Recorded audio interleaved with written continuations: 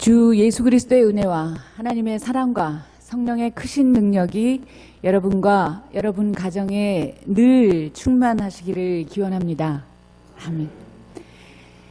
When I am down, oh my soul so weary, when troubles come and my heart burden be. 여기까지 하겠습니다. 놀라셨죠? 3회 교우 여러분. 내 영혼이 지치고 힘들 때, 괴로움이 밀려와 나의 마음을 무겁게 할 때, 당신이 내 옆에 와 앉으실 때까지 나는 여기에서 고요히 당신을 기다립니다. You raise me up이라고 하는 우리 모두에게 잘 알려져 있는 노래의 첫 대목입니다. 하나님께서 우리를 일으켜 세우신다는 그런 노래입니다. 우리가 살아가는 과정에서 우리는 낙심하여 의기가 소침해질 때가 많이 있습니다. 낙심이라는 말은 문자적으로 마음이 떨어진다라는 그런 내용입니다. 그럴 때 주님께서 붙들어준다 하는 그런 노랫말을 갖고 있는 그런 곡이었죠. 이 노래가 기독교인뿐만이 아니라 많은 대중들에게 사랑받는 이유가 있습니다. 꼭 믿는 사람이 아니더라도 누군가가 낙심할 때에는 누군가의 위로가 필요합니다. 그런데 이 노랫말에서 말하고 있는 기다리는 당신의 존재라는 것이 기독교인들에게는 더 뚜렷합니다. 그 대상이 누구인지를 우리에게는 알도록 허락이 되어 있습니다. 우리는 어떠한 시련 가운데에서도 오뚜기같이 다시 일어설 수 있어야 합니다. 왜냐하면 하나님께서 함께 하시기 때문입니다. 걱정과 불안은 하나님을 모독하는 것입니다. 하나님께서 함께 하신다라고 하는 것을 의심하는 것이 하나님을 모독하는 것이 됩니다. 걱정이 앞설 때마다 걱정을 기도에 담아서 하나님 앞에 내려놓으시기 바랍니다. 정말 사방에서 우겨쌈을 당하는 듯 그럴 때는, 그렇게 힘들 때는 염려하지 마십시오. 성령 하나님께서 우리가 기도할 수 없을 때에도 말할 수 없는 탄식으로 우리를 대신해서 기도해 주고 계시기 때문입니다. 그런데 정말 힘들어서 그 기도조차도 나오지 않을 때는, 다른 기도 말이 표현이 되지 않을 때는 주기도문을 하시면 됩니다. 어떻게 기도해야 될지를 모르는 그런 제자들이 묻는 그런 질문에 예수께서는 주님께서 스스로 이 기도를 가르쳐 주셨습니다. 기도 중에 기도입니다. 기도란 우리가 끊임없이 하나님과 대화를 나누는 것입니다. 어디에 있든지 말입니다. 하나님과 통화하는 것은 24시간 365일 열려져 있습니다. 불통도 없고 통화 중도 아닙니다. 예수께서 끊임없이 기도하라, 쉬지 말고 기도하라는 의미에서 불의한 재판관과 한 과부의 비유 이야기를 오늘 복음서를 통해 우리에게 들려주고 계십니다. 어느 도시에 하나님을 두려워하지 않고 사람도 존중하지 않는 어떤 재판관이 있었습니다. 그 도시에 과부가 한 사람이 있었는데 그는 재판관에게 줄곧 찾아가서 적대자로부터 그 권리를 찾아달라고 호소합니다. 그 재판관은 한동안 들어주려고 하지 않다가 얼마 뒤에 뉘우치게 됩니다. 하나님을 두려워하지도 않고 사람도 존중하지 않는 재판관이었지만 과부의 끈기 있는 호소에 결국 정당한 권리를 찾아주게 되었다는 그런 비유의 이야기입니다. 하물며 아무리 불의한 그런 사람이라도 이렇게 행동하거늘 밤낮으로 부르짖는 하나님의 택하신 백성의 권리를 찾아주지 않으시고 그 울부짖음을 외면하시고 모른 채하고 그들을 내버려 두지 않을 것이라는 것입니다. 저는 이 본문을 읽을 때마다 항상 오버랩되는 모습이 있습니다. 매주 수요일 정오에 일본 대사관 앞에서 진행되는 위안부 관련된 평화 시위입니다. 이 위안부 사안에 대해서는 우리 안에서도 여러 가지 다른 의견이 있을 것입니다. 개인적으로 저는 1990년대 초부터 한국여성신학자협의회의 한 회원으로서 한국 여성단체 37개의 단체가 연합해서 이 일을 공론화하기 시작을 했는데요. 그때부터 함께 하고 있습니다. 그리고 이 사안이 국제적으로 더 알려지기 위해서 2005년도에 국제노동기구 ILO에 1,000만 명의 서명을 받아서 전달하던 때가 있었는데, 그때 제가 마침 스위스에 있었기 때문에 제네바 본부에 그 서명을 전달하는 것을 지원했던 일이 있습니다. 그 이후에도 유럽에 있을 때 여러 형태의 이런 관련해서 행사를 주관했는데요. 왜냐하면 유럽 사람들은 유대인에게 2차 세계대전 동안에 무슨 일이 일어났는지를 너무나 잘 알고 있습니다. 그런데 같은 시기에 아시아에서 무슨 일이 일어났는지는 아직까지도 전혀 모르고 있습니다. 그래서 교육적인 차원으로도 이 사안에 대해서 앞으로도 더 많이 알려야 될 그럴 필요가 있습니다. 비가 오나 눈이 오나 겨울에 영하 10도가 되거나 여름에 아스팔트에 열기까지 더해져서 40도를 오르는 그런 상황 속에서도 한결같이 고령의 위안부 할머니들이 이 평화 시위에 동참하는 그 모습은 쉽사리 잊기가 힘듭니다. 누가복음의 불의한 재판관에 대해서 과부가 대응하는 방식에서 이러한 모습이 교차되어 떠오르는 것은 저만의 느낌일까요? 이념적으로 생각하는 방식은 우리 모두가 다르다고 하더라도 여기에서 보여지는 끈기 있게 정의를 향하여 호소하는 그 모습에 대해서는 크게 이견이 없지 않을까, 그렇게 생각이 됩니다. 아무튼 이 누가복음서 말씀의 핵심은 믿음을 지키지만 지속성 있게 그 믿음을 붙들고 살라, 그리고 끊임없이 간구하라는 그런 뜻인데요. 하나님과 겨루면서까지 하나님이 축복하신다는 그 믿음을 놓지 않고 살아가던 대표적인 인물이 구약성서에 많이 등장합니다. 그 대표적인 인물 가운데 한 사람이 바로 야곱이었습니다. 야곱은 이삭의 아들이었습니다. 이삭의 사랑을 받던 쌍둥이 형 에서를 숙이고서 장자권을 받아내고, 그리고 야곱을 더 편애하였던 어머니의 도움으로 아버지 이삭의 축복을 받아내기도 했던 그런 인물입니다. 이후 야곱은 형의 보복을 피해서 어머니 형제 외삼촌 라반의 집이 있는 하란에 가서 거의 종살이 하다시피 살다가 라반의 딸 레아와 라헬을 차례로 아내로 맞아서 12아들을 낳았습니다.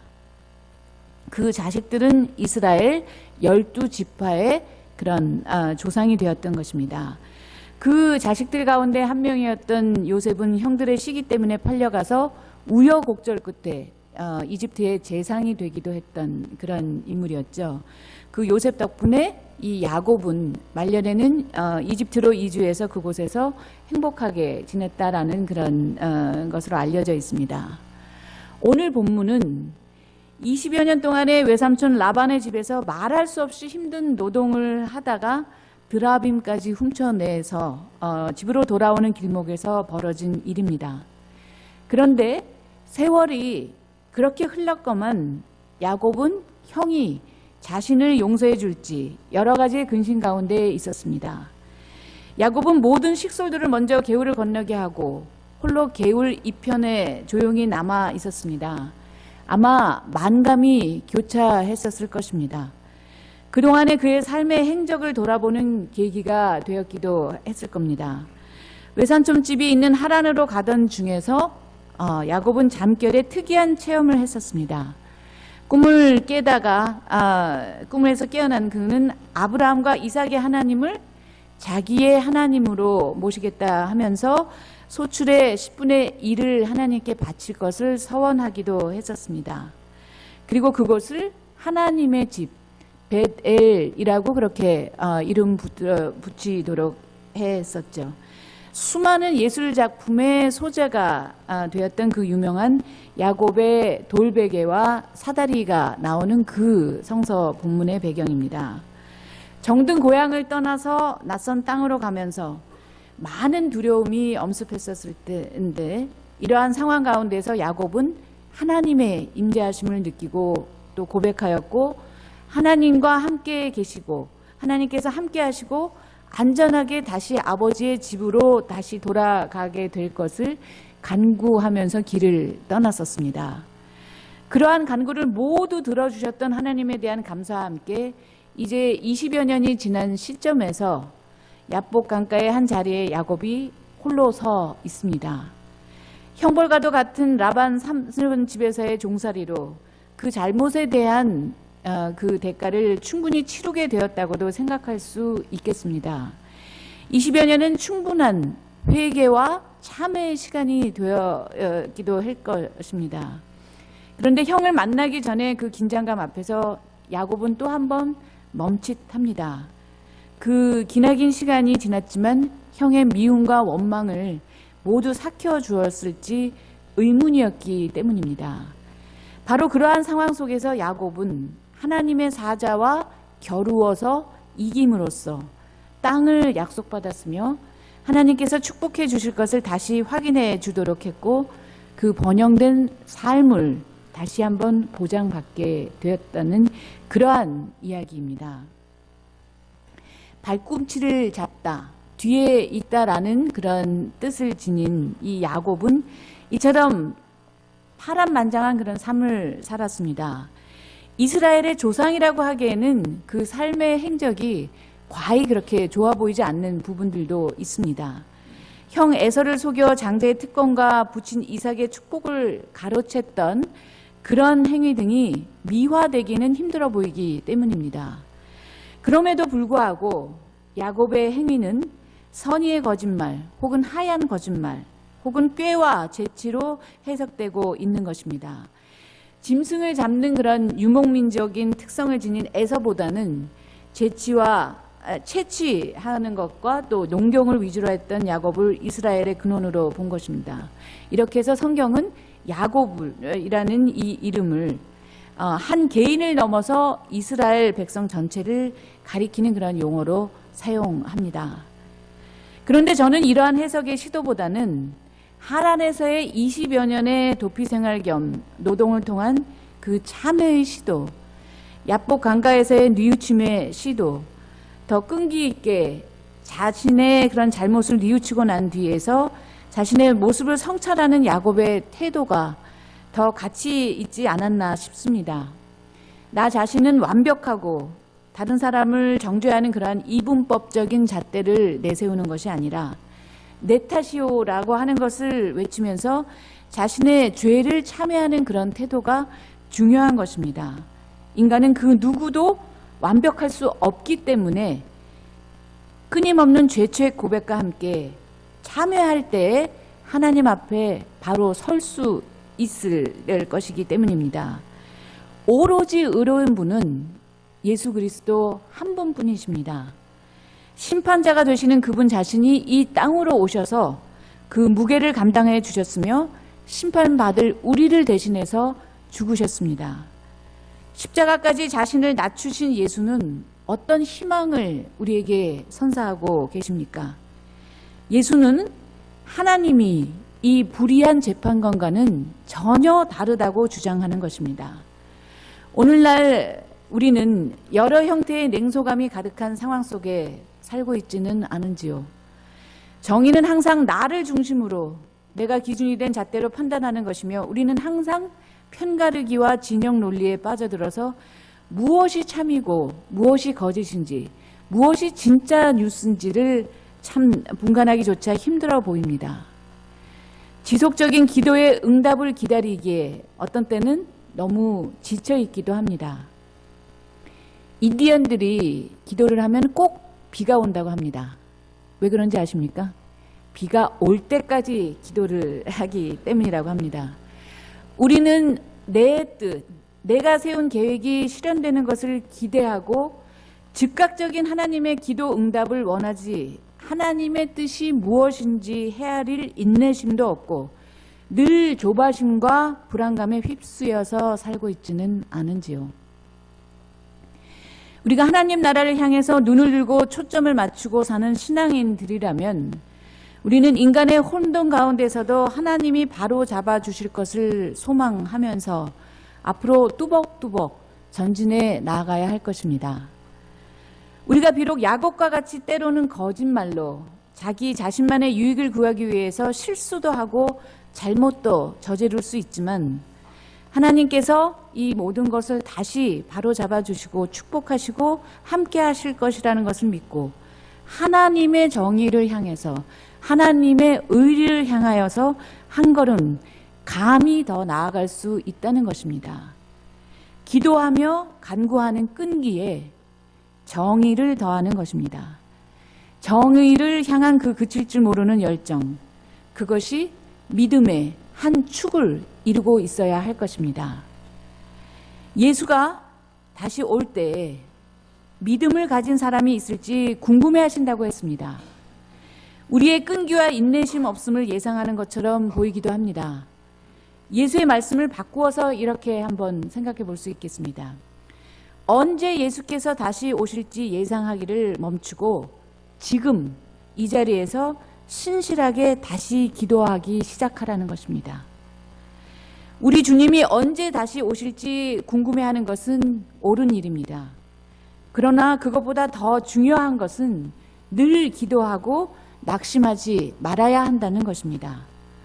우리의 신앙생활은 하나님에게 우리가 원하는 것들을 쭉 나열하는 것뿐만이 아니라 모든 기쁨과 염려, 모든 두려움과 의심, 모든 애통과 탄원을 듣고 응답하시는 그 분에게 계속해서 우리의 간구를 드리는 것이라는 사실을 기억해야 할 것입니다. 그 응답은 한순간에 나타나지 않을 수도 있습니다. 왜냐하면 하나님의 시간의 단위가 우리와는 다를 수가 있기 때문입니다. 하나님이 준비하시는 해법은 우리의 생각을 뛰어넘기도 하기 때문입니다. 그러나 하나님은 언젠가는 정의를 이루실 것입니다.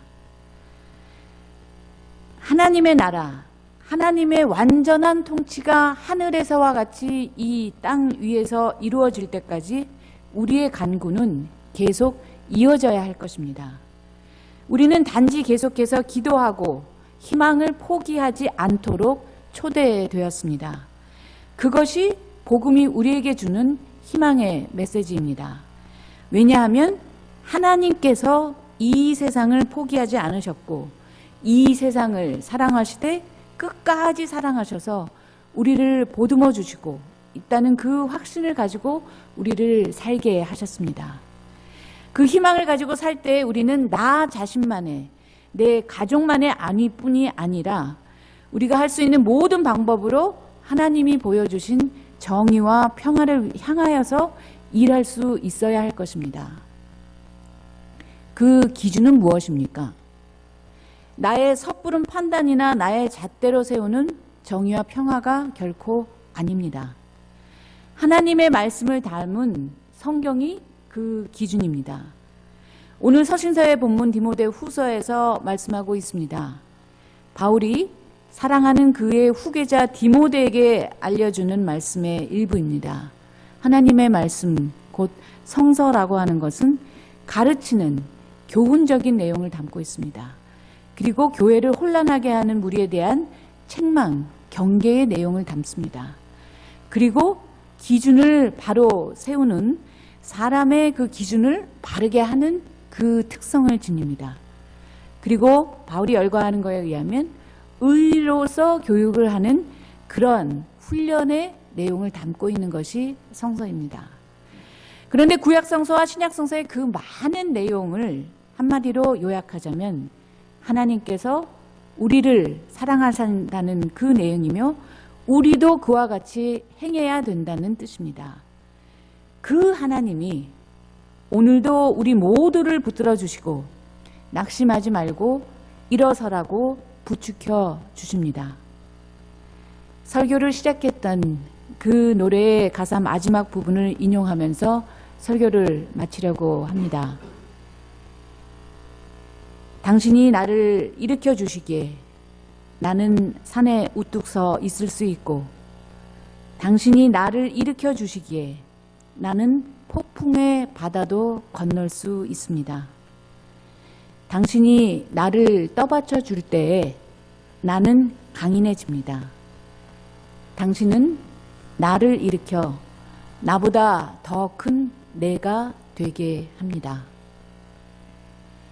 끊임없는 우리의 좌절과 낙심 가운데에서도 우리를 수백, 수천, 수만 번 일으켜 세우시는 하나님의 의와 평강이 삼회교회 교우 여러분 모두에게, 그리고 오늘 이 자리에 함께하고 싶었지만 몸이 좋지 않으셔서 같이 나오진 못하시고 여러분 모두에게 인사를 전하라고 하시는 배민수 목사님의 유족들에게 오늘뿐만이 아니라 영원토록 함께하시기를 간절히 기원합니다. 아멘. 함께 묵상 기도 드리시겠습니다.